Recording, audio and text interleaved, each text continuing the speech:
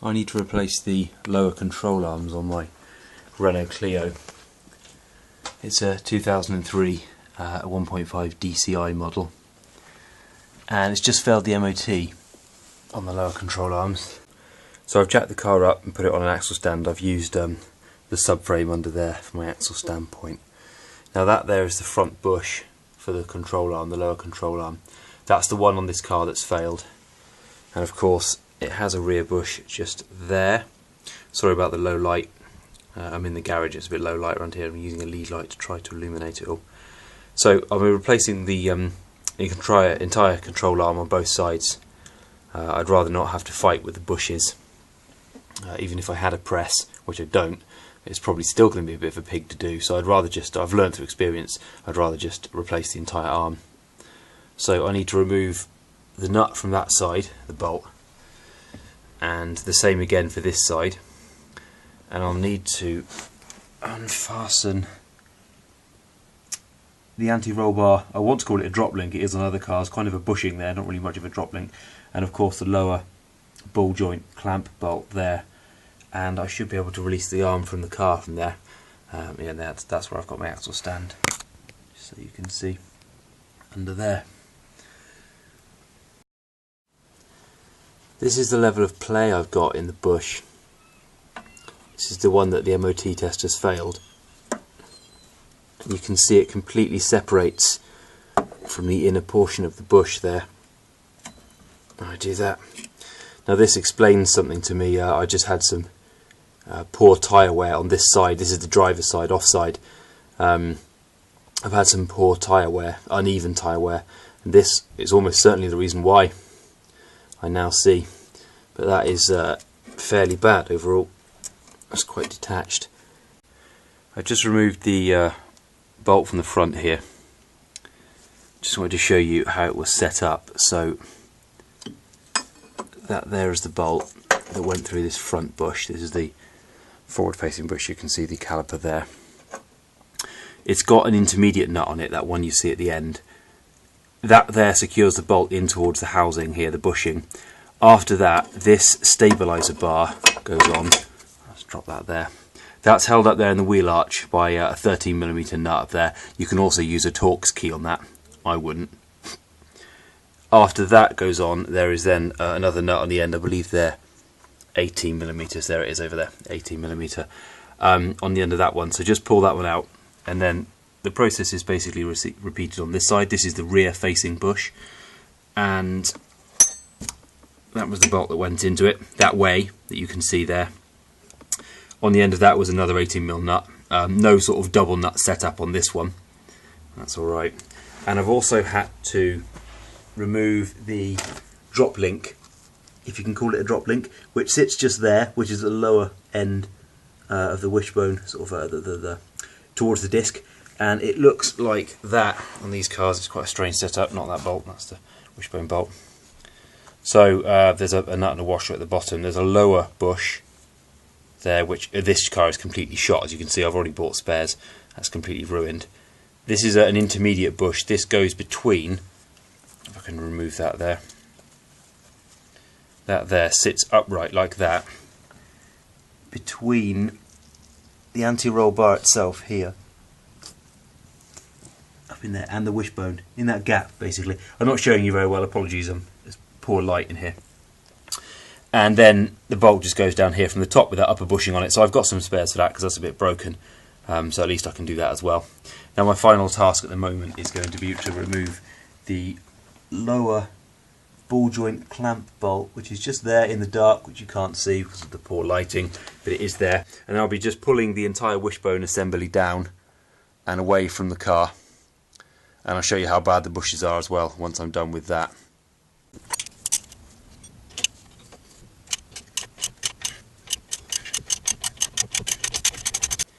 Now that was a fight. It was a huge fight. That it spent about 13 years in the car, this ball joint. So there's the old one, and of course it was located up inside there.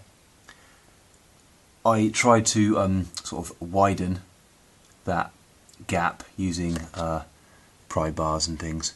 That worked a little bit. I also hit it several times with a lump hammer, and the shock of that seemed to work. That worked the best, I think. I also chose to remove the drive shaft. As you can see, the drive shaft is right there now. I removed that quickly. That's very easy to do, just whip off the large nut. I had an impact driver on that, but you can just use a big breaker bar if you need to. You might need to get someone to step on the brake pedal to stop the disc turning. That allowed me access to the top, so I could use an old bolt. I used that one there, something long and thin, to smack the top of that there, the pin, to push it downwards, with a bit of WD-40 as well to help it slide down. So that finally worked and it came free. It was a bit of a fight. You might have a fight as well, but finally I'm out now. So this is a new one to go in. This is a Lem Forder arm.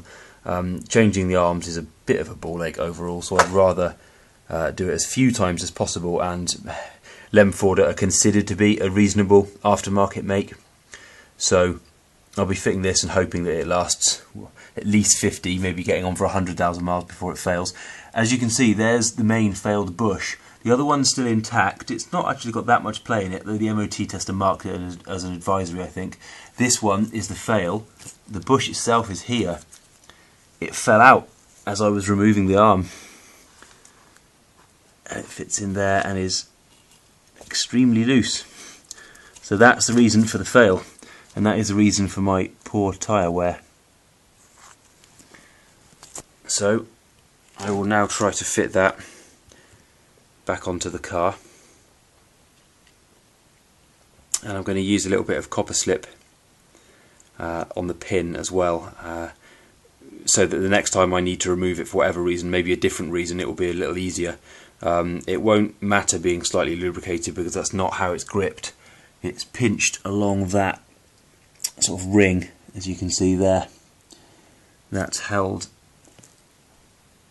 through the hole by the bolt, so all the grip is done with that, so you won't need to worry about putting a bit of lubrication on it, and the copper slip will stop it sort of rusting into position over the course of years.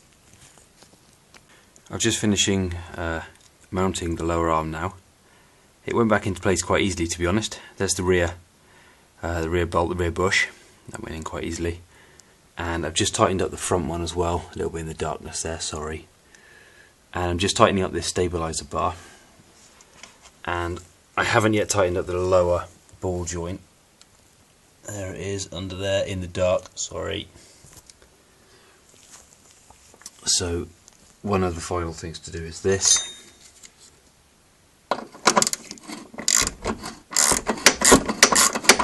Now this particular bolt goes into the chassis here, the sort of the front wing chassis, and I think it's captive.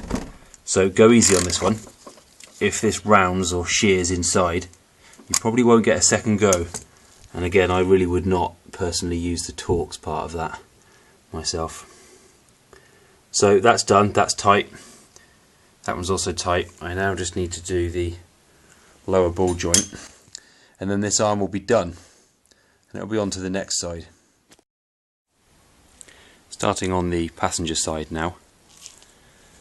Just taking the, I've just jacked the vehicle up, and the jacking point I've used is that subframe area, and the bolt beneath it, just there, right near the anti-roll bar, and the axle stand is positioned under the subframe, just there with a piece of wood. That's under the main part of the subframe.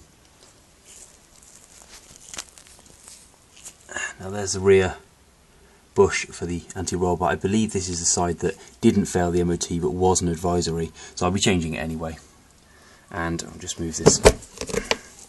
That just pulls off of there with that clip on that bar. There's the front bush. It might not be as bad as the other one, but the MOT tester did mark down there, you can see that's the anti-roll bar sort of drop link. Again, it's in a bad way. It didn't fail, neither of them did, but they were advisories there, so you can see it's quite split and perished. So as I said, for the other side I've already got a replacement for these, and I'll run through that in a little while.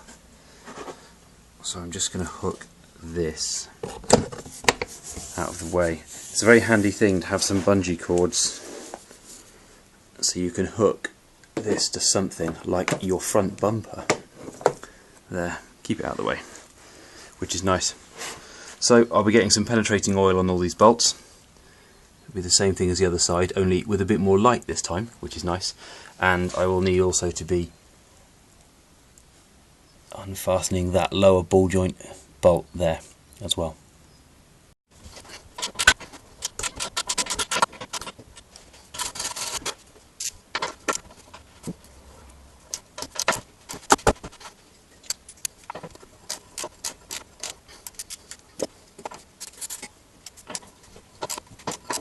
This captive nut this side doesn't feel great at the moment, so I've unscrewed it a little bit, added some penetrating oil, and winding it back in, trying to allow that oil to work up and down the threads. And I'll give it another go outwards now.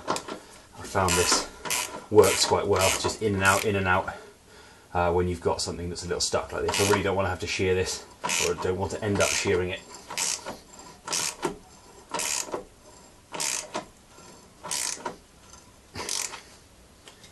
Might need to do it a few times.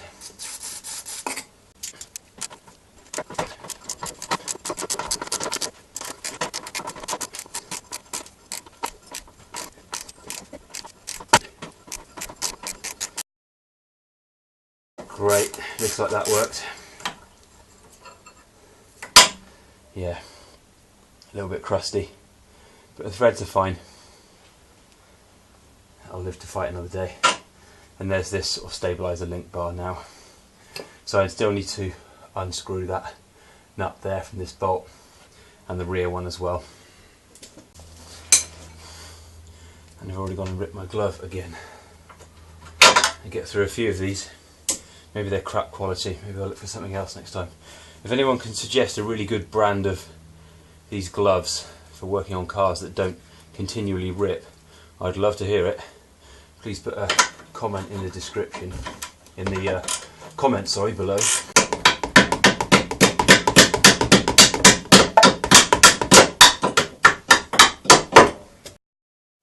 Just to quickly show you the access to the nut for this rear bushing.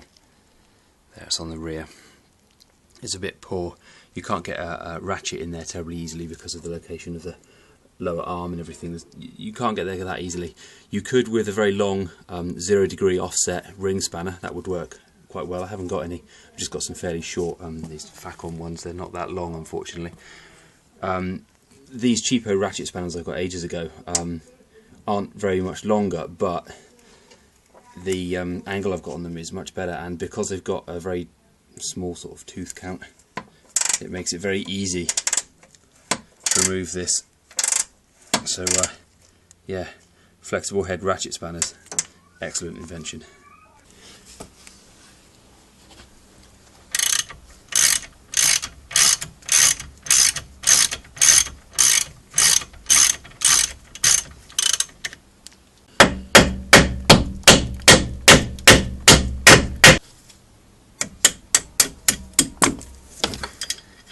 If in doubt, use a smaller diameter bolt to push the old one out. In addition to all the normal tools you'll need for a job like this, spanners and ratchets and things, coffee is a vital tool. Black preferably, and in a stupid mug. I've just managed to lever the old one free. I've had to turn the steering wheel in the car, so I've had better access to the pinch bolt area. Again, I smacked it quite hard with the hammer and used one of these, not in the normal way, just as a lever. I don't really like hitting these in, I'm not really a fan of them, but just as a nice lever, that was good. And it's fallen loose, which is great. I haven't, on this side, had to undo the hub nut, which is nice. So this might be a little bit quicker. And guess what? Again! Please, if anyone knows a good brand of these, I'd love to hear about it. So, time to get the new one on. Here's the play in the old bushes. That's the forward-facing bush. That's the one that went on the other side. Now, there's a lot less in this one. It does feel loose, and it might, with a little bit of persuasion, come out of the housing. You can see it there. Again, as I said, I don't think this side was a fail. It was an advisory.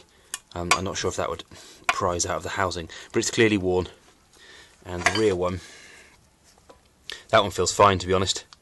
There's no real play in that whatsoever. I mean, I know I'm only using my hands, but even so, it's not failed. It's not come away from the outer housing of the arm. And the lower ball joints on both of these seem to be fine. They're obviously old. The car's done about 130,000 miles now. I'm not sure if both sides are original, but there's no play in them as such. They move freely, which is good. Yeah, this side a little bit less than the other then, but it's not really a problem because you should always really replace these things in pairs.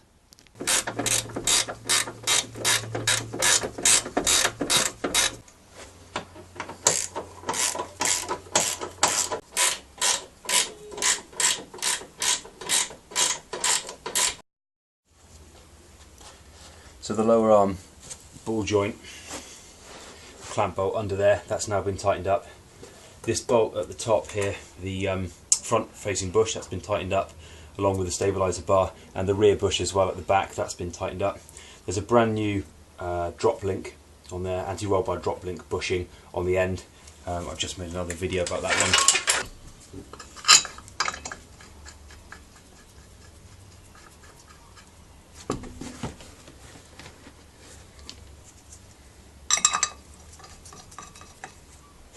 Look, the final rip. It wouldn't let me get away with it. I've been through about 3 or 4 pairs. So yeah, 6 to 8 individual gloves. Complete crap these are. Never mind.